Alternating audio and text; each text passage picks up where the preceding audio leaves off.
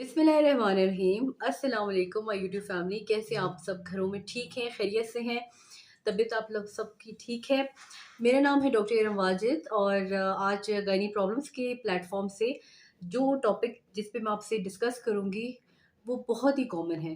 बेशक वो अनमैरिड लड़की हो या शादीशुदा खातून हो, उनमें ये प्रॉब्लम बहुत ज़्यादा कॉमन होती है और जो बहुत ज़्यादा ख़वातीन हमारे पास क्लिनिक में आती हैं वो है लिकोरिया या वाइट डिस्चार्ज जिसे कहते हैं, सफ़ेद पानी का खराश होना।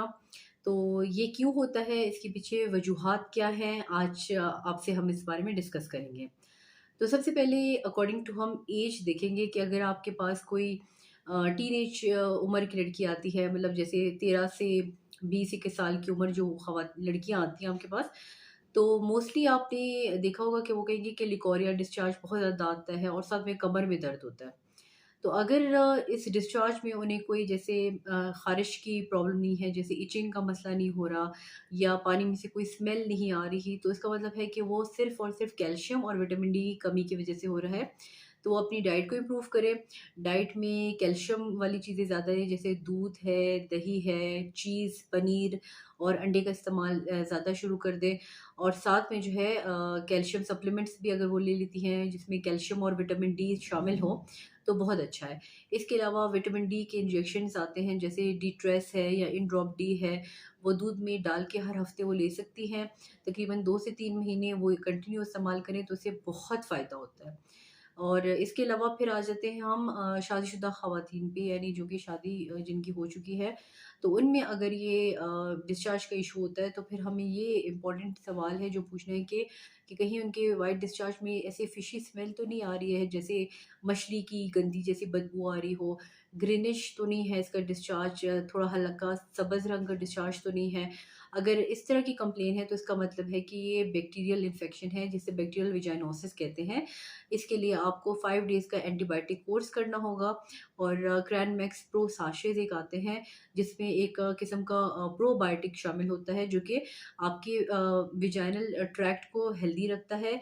ये प्रोबायोटिक अच्छे जरासीम होते हैं जो कि विजाइना की पीएच को जो है मेंटेन रखते हैं। इसके अलावा अगर इसी डिस्चार्ज के अंदर बहुत ज़्यादा इचिंग हो रही है, बहुत ख़ारिश हो रही है और बिल्कुल जैसे फटा हुआ दही होता है या दूध होता है, उस तरह की कंप्लेन है, तो इसका मतलब है कि ये फंगल इन्फेक्शन की वज़ह से है। इसके लिए जो है केनिस्टीन ट्यूब आती है और क्रीम और गोली की फ़ॉर्म में है, जो कि आप वेजाइनली इस्तेमाल करवा सकते हैं। या अनमैरिड अगर लड़की है तो वो बिल्कुल भी वेजाइना में इस्तेमाल ना करें, उनके लिए टैबलेट्स आती हैं। तो इसकी डोज़ जो है वो इंशाल्लाह मैं आपको टैबलेट के साथ एक शॉर्ट्स में बता दूँगी कि किस तरह से आपने ये यूज़ करनी है। और इसमें एक गोली हम मेल पार्टनर को भी देते हैं, ताकि अगर मेल टू फीमेल या फीमेल टू मेल अगर इन्फेक्शन ट्रांसमिट हो रहा है तो वो भी ख़त्म हो जाए।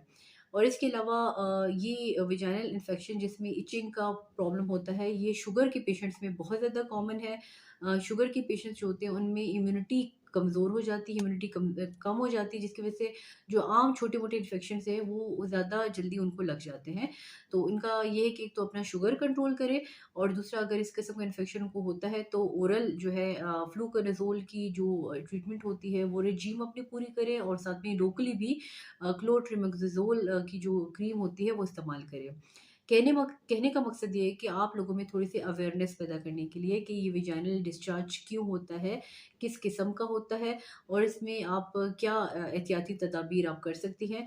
अगर यही वेजाइनल डिस्चार्ज अगर इस ब्लड स्टेन्ड आ रहा है, इसमें खून आ रहा है या खून के धब्बे आ रहे हैं और साथ में जो है इंटरमेंस्ट्रुअल ब्लीडिंग आ रही है, 2 मेंसेस के दरमियान में स्पॉटिंग या ब्लीडिंग हो रही है, तो इसमें लाज़मी अपनी गायनेकोलॉजिस्ट के पास चेकअप करवाएँ, क्योंकि खुदा न ख़ास्ता कोई बड़ा मसला ना हो।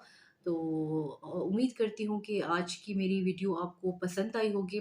अगर आपको पसंद आई तो काइंडली इसको लाइक करें, शेयर करें और सब्सक्राइब करें और अपनी फ्रेंड्स एंड फैमिली के साथ मेरी वीडियो को शेयर करें। थैंक यू, मिलते हैं नेक्स्ट वीडियो में, तब तक अल्लाह हाफ़िज़।